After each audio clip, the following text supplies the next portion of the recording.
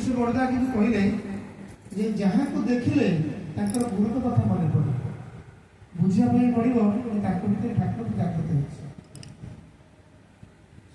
कथा अच्छी कि मानुष की कहे तार चलाबला जाने मनीष कौन कि भाव में तार चलवा बुलवा कथबार्ता आचरण भितर बुझा पड़े से वास्तव तेणु ये जो मौसा तारापद मौसा से निश्चित करते आतुर्य स्थान पाई निश्चित भाव में से जो जगह जो जाती मुहर केवल हरिद कथा छड़ा कि न था भावे एवं से किए दीक्षित अदीक्षित समस्त सागर मिशंती एवं समस्त केमती परिवार मंगल हम से गोटे गीता यज्ञ करते एवं से जदिव ब्राह्मण नुहति किंतु नीति विधि हिसाब से वैष्णव मान जो सब माने चलीगले वैष्णव मेला कराए एवं आमर कथा अच्छी जे 12 जाति 13 गला वैष्णव हेले सब कथा तेणु जी वैष्णव हो गले तेणु से जो जाति था तेणु से जाकि तथाकथित राधाकृष्ण मूर्ति स्थापन कर हरिनाम कीर्तन करती 14 दिन प्राय देखी से जड़े गोटे व्यक्तित्व थे जदि कार असुख विसुखित होता मिशुले सहित कहते तुम गीता यज्ञ टे कर इवन आम लक्ष्मीधर भाई घर भी केथर से कर बहुत जगह जाइए प्रवचन देते निज विषय गोटे माइक धरी गीता बोलुथे तार भितर किसी कथा कहते किए 5 जन 7 जन जिते जन लोक था से भाव में करती ये दीक्षित अदीक्षित समस्त जनमानस से गोटे आदृत होते भर गोटे व्याकुलता था जे गोटे सत्संग केन्द्र कर सत्संग जहाँ सब क्राइटेरिया अच्छी बर्तमान धीरे धीरे तार से नियम कानून बदली जाऊँगी तेणु सत्संग केन्द्र करने गले स्वस्थनी पारिपार्श्विक स्वस्थनी गुरु भाई निहाती 50 जन दरकार परिवार सत्संग केन्द्र मंदिर सत्संग विहार करा निहाती 100 जन सत्संगी स्वस्थनी गोटे परिवार आवश्यक एवं जमी की सत्संग रेजिस्ट्रेशन हम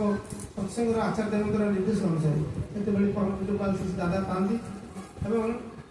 से बेला ठार से इच्छा करते गोटे सत्संग केन्द्र करने स्वतंत्र भाव में माने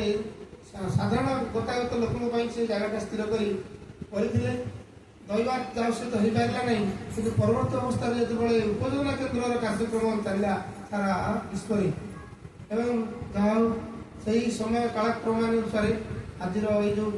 ठाकुर गृहटी स्वतंत्र भाव जो विस्तार कहले ये गोटे स्वतंत्र भाव में उपयोजना केन्द्र रही स्वतंत्र भाव ठाकुर आस्थान कर नुहे पूजपात श्री श्री दादा ला बेले आचार्य देव पाखु जाई पिला माने निवेदन कर सी भी निजे सांगे जाइए परिणत अवस्था जाकि दादा आशीर्वाद क्रमे घरटी उद्बोधन हो ठाकुर प्रतिष्ठा होती से 8 तारीख दिन ही घरे ठाकुर प्रथम कली उपस्थापित होते घर प्रतिष्ठा होता तेणु से 8 तारीख को स्मरण रखापी पिला सत्संग धारा को अभ्यास रखुं ठाकुर धरी कहते तुम्हें आपू मानी हिमाचल पर्यटन जादन कर स्तब्ध कर दे पार मैंने तुम्हें तोफान कर जहाँ इच्छा ता कर दे पार किंतु तुम वंश परंपरा क्रमे जब तुम्हें तुम पिला भर से इष्ट धारा जब प्रभावित रहा तार तुम्हें दुनिया ठकी दे वास्तव में तारापद मौसा ठकी दी जाए से वास्तव में प्रतिष्ठा कर दिए नाती नाती पिला माने इष्ट काम कर लिपिक काम जाऊँगी गोटे सौभाग्यर कथा तेणु आम शिक्षा पाइले आम इष्ट कम करने भितर आम पिला धाराटा कि प्रभावित हो ठाकुर से कथा ही चाहिए तेणु परवर्ती जेनेरेशन कि इष्ट मैंने चलिए से सत्संग बर्तमान डाकर आीपी कथा आम जो कथा शारदा भाई सुंदर भाव में माने बाष्पास्थल पंडित कथा कहले वास्तव अनुभूतिर कथा भक्त हृदय कथा से तुले धरले आपन पाखे एवं ये डीपी काम करने भितर मुझे गत मास उज्ज्वला पढ़ुली तार भर देखिली जे पूजनीय अविंदा कति जन कतिपय भक्त को से पठे सुदूर हैदराबाद और बहुत जगह सब विभिन्न मैंने जगह पठे गोटे गोटे टीम जाती कति जन गुरु भाई को खोजापी 4टा लोक खोजापी जाती खोजी खोजी दिन सारा सका सन्ध्या पर्यंत खोजी खोजी विभिन्न फ्लाट विभिन्न लोक पचारे से कहार नाटा पाए से लोक किसी सन्धान दे पारे एवं यही अवस्था ସେ ଚିନ୍ତା କରିଛନ୍ତି ଯେ ଗୋଟେ ଦୋକାନରେ ଯାଇକି ପହଞ୍ଚନ୍ତି କିଛି ତାଙ୍କ ସହିତ ଆଳାପ ଆଲୋଚନା କରିବା ପାଇଁ। ଦୋକାନର ଏସବୁ ବେପାର ପଟା ସବୁ ଜିନିଷ ସବୁ ବିକ୍ରି ହେଉଥାଏ, ଘର ଗୃହ ସରଞ୍ଜାମ। ତା ଭିତରେ ଯେତେବେଳେ ସେ ମାଲିକକୁ ଯାଇକି ଯେତେବେଳେ ତାଙ୍କ ସହିତ କଥୋପକଥନ ହେଇଛନ୍ତି, ଆଳାପ ଆଲୋଚନା କରିଛନ୍ତି ଏବଂ ସେଇ କଥା ବସିକରି କହିଲେ ଯେ ଆପଣମାନେ କାହିଁକି ଆସିଛନ୍ତି, କାହାକୁ କରୁଛନ୍ତି ନା ଏଇଭଳି ବ୍ୟକ୍ତିକୁ ଆମେ ଖୋଜୁଛୁ, ତାଙ୍କ ନା ଆମେ ତାଙ୍କୁ ପାଉନୁ। ସେଠୁ ବୁଝୁ ବୁଝୁ ସେଇ 2 ଜଣ ବ୍ୟକ୍ତି ଯାହା ଖୋଜୁଥିଲେ ଦିନ ସାରା ଖୋଜି ଖୋଜି ପାଇନାହାନ୍ତି, କେମିତି ସାମାନ୍ୟ ଜଳଦେବ କିଛି କରିଛନ୍ତି। ତାରି ଅବସ୍ଥା ଭିତରେ ସେ ଯେଉଁ ଗୃହ ମାନେ ଯାଇ ପହଞ୍ଚନ୍ତି, ସେମାନେ ତାକୁ ଦେଖିକି ଆପଣମାନେ ମନେ ହେଉଛି ଆପଣ ବୋଧେ କିଛି ଖାଦ୍ୟ ଗ୍ରହଣ କରିନାହାନ୍ତି, ଆଉ ମନେ ହେଉଛି କିଛି ଦେଲେ ଭଲ ହୁଏ ନା ମା ତାକୁ କହୁଛନ୍ତି ଠିକ୍ କଥା। ସେ ତାଙ୍କର ମା ଖାଦ୍ୟକୁ ନେଇଛନ୍ତି। ସେଇ ଘରର ସେଇ ବ୍ୟବସାୟର ଯେଉଁ ପ୍ରତିଷ୍ଠାନ ଯେଉଁ ମାଲିକ ତାଙ୍କ ସହିତ ଯେତେବେଳେ ଆଲୋଚନା କରିଛନ୍ତି, ସେଇ ବନ୍ଧୁଙ୍କର ଗୁରୁ ଭାଇଙ୍କର ନାଁଟା ସେ କହିଛନ୍ତି। ସେ କହିଲେ 2 ଜଣ ମାନେ ଆମର ଏଇ ମାନେ ଅନୁଷ୍ଠାନରେ 2 ଜଣ ଭଲ ଅଛନ୍ତି, ଷ୍ଟାଫ୍ ଅଛି ଏବଂ ସେମାନେ ଭଲ ପ୍ରତିଷ୍ଠିତ ବ୍ୟକ୍ତି ସେମାନେ ହେଇଯାଇଛନ୍ତି ଠାକୁରଙ୍କର କାମ କରିବାକୁ। ସେମାନେ 7 ବର୍ଷ ଧରି ଦୀର୍ଘ ବର୍ଷ ଧରି ଇଷ୍ଟବୃତ୍ତି କରୁଛନ୍ତି, ତାଙ୍କ ପାଖରେ ରଖୁଛନ୍ତି ପଇସା, କିନ୍ତୁ ପ୍ରଫିଟ୍ର ସୁଯୋଗ ପାଇପାରୁନାହାନ୍ତି ବା ବୃତ୍ତିକର୍ମୀ ଗୁରୁ ଭାଇଙ୍କ ସୁଯୋଗ ବା ସେଭଳି ପାଇପାରୁନାହାନ୍ତି। ଏବଂ ସେମାନେ ସେଇ ଯେଉଁ ବ୍ୟକ୍ତି ଜଣଙ୍କର ଅନୁଷ୍ଠାନରେ ସେ ଯେଉଁ ଗୁରୁ ଭାଇ ପାଇଲେ, ପରବର୍ତ୍ତୀ ଅବସ୍ଥାରେ ଆଉ ଯେଉଁ ଗାଁ କଥା ସେ କହିଲେ 2 ଜଣଙ୍କର, ସେମାନେ ବି ସେଟାକୁ ଚିହ୍ନିଛନ୍ତି, ଜାଣିଛନ୍ତି ତାଙ୍କର ସବୁ ଦେହ ପ୍ରତି ସେମାନେ ଜାଣିଛନ୍ତି, ତାଙ୍କ ସହିତ ବହୁତ ଜଣାଶୁଣା ଅଛି। ତେଣୁ ଠାକୁର ସେ ଭକ୍ତମାନଙ୍କର ଆତ୍ମତା ପ୍ରାର୍ଥନାକୁ ମାନେ ସେଇ ଯେଉଁ ଦୀର୍ଘ ଦିନ ଧରି ଇଷ୍ଟବୃତ୍ତି ନିବେଦନ କରୁଥିଲେ, ତେଣୁ ସେ ଭକ୍ତମାନଙ୍କୁ ଭାଇ ଯାଇଥିଲେ ଡିପି ପାର୍କରେ, ସେମାନେ ତାଙ୍କ ସମ୍ମାନ ପାଇଲେ ଏବଂ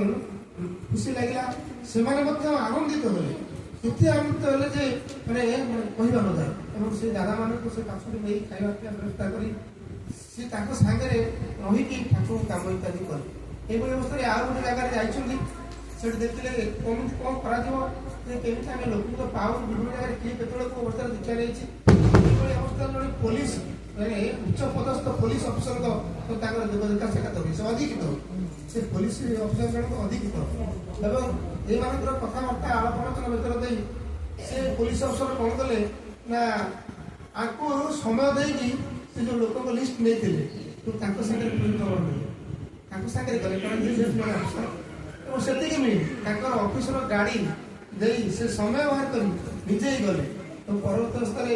ସେ ସବୁ ତାଙ୍କ ସହିତ ସଂଯୋଗ ହେଇଛି ଏବଂ ପରବର୍ତ୍ତୀ ଅବସ୍ଥାରେ ସେ ଦେବ ଯାଇଛନ୍ତି। ପରବର୍ତ୍ତୀ ଅବସ୍ଥାରେ ସେ ଅଫିସର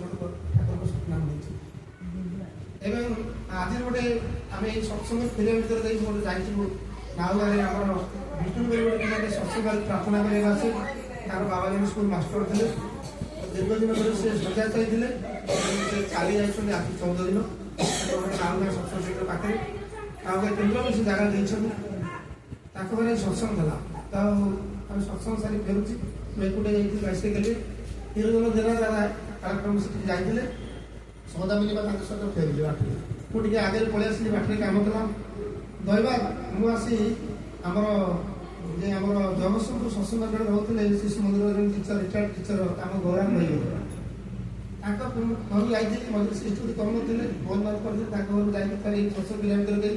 ତାଙ୍କୁ କହିକି ଆସିଥିଲି। ତାଙ୍କୁ ସେ ସ୍ଟୁଡି କରୁଥିଲେ, ଆଗ ଘରେ ଟିକେ ପିଲାମାନେ ଅଛନ୍ତି, ଟିକେ ଭେଟି ଦେଇଯିବା। ତାଙ୍କ ବଡ଼ ପୁତ୍ର ଆକ୍ଚୁଆଲି ସ୍ଟୁଡି କରୁ ଏବଂ ସେ କହିଲେ ଠାକୁର ଭଲ ପାଏ, ସତ୍ସଙ୍ଗ ଯାଏ, ଯୋଉଠି ଯାଇ ଯୋଗସୂତ୍ର ହୁଏ। ମୁଁ କହିଲି ଯାଇଥିଲି ତାଙ୍କ ସହିତ ଯୋଗସୂତ୍ର କଥାବାର୍ତ୍ତା ହେବେ। ମୁଁ ଗାଡ଼ି ରଖି ସେଠି ବସିଛି, ତାଙ୍କର ସବୁ ଭରପୁର